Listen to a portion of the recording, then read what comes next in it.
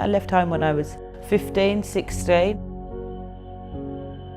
I had stolen from my mum, I'd stolen from my stepdad. I was creating havoc in the house.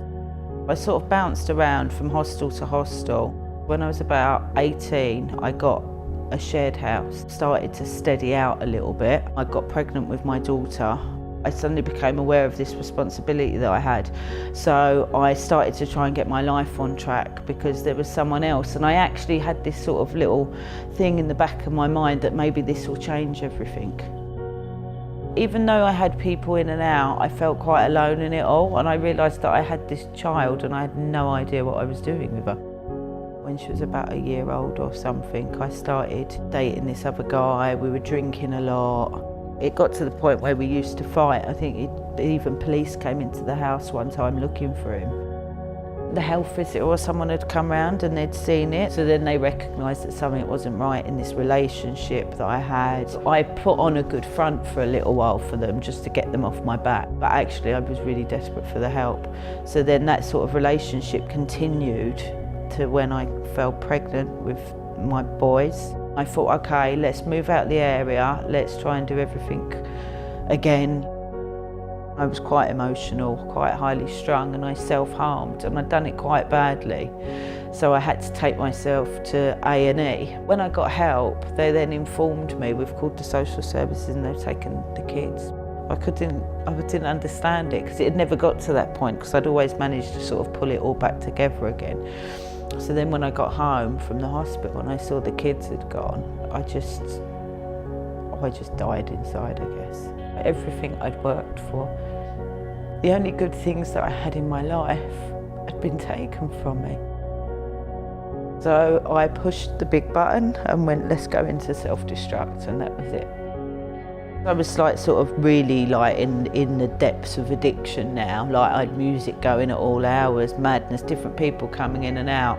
I could overhear my neighbours talking about just me and what was going on with me. You can come at me all day long, but they said something about my kids. I went flying out the front door. I was on the first floor. I went down, started banging on this one neighbour's door. I can't even remember what she said, if I'm honest, and I just launched at her and cracked her straight on the head. As soon as I did it, collapsed on the floor, and I sat there crying my eyes out, going, I'm so sorry. It was like someone else had taken over altogether. It's just all the emotions, everything bubbled up into that moment.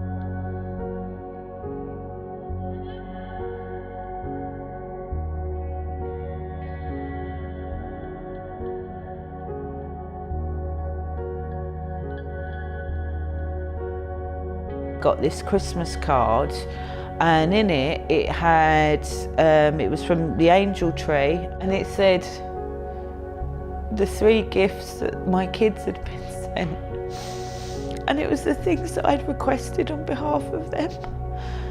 And to know that they'd asked me for something and there had been other people involved that helped make this come true.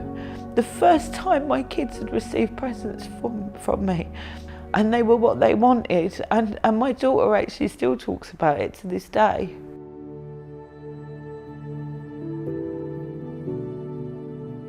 For a long period of my life, I had been a nothing, a nobody, and I was a failure as a mother. But all of a sudden, there was people who I don't even know who knew I was in prison. I could have been in for anything for all they knew, but they didn't see that. They saw a person, and that was the importance of Angel Tree for me. They didn't see a crime, they didn't see a conviction, they didn't see a failure, they saw a person, and at that moment I felt human again.